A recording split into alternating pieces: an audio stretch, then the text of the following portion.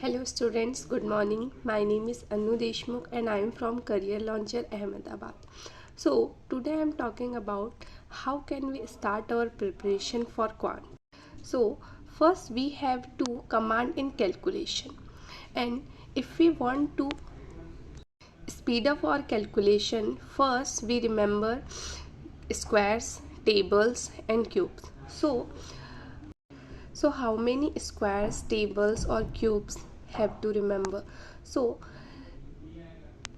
table should be learned from 1 to 20, squares should be learned from 1 to 30 and cubes will be learned from 1 to 20. For after that we have to start calculating some easy problems or calculation, and we have to try at least solve some 10 to 20 questions per day of calculation, so it will increase our calculation speed. Thank you.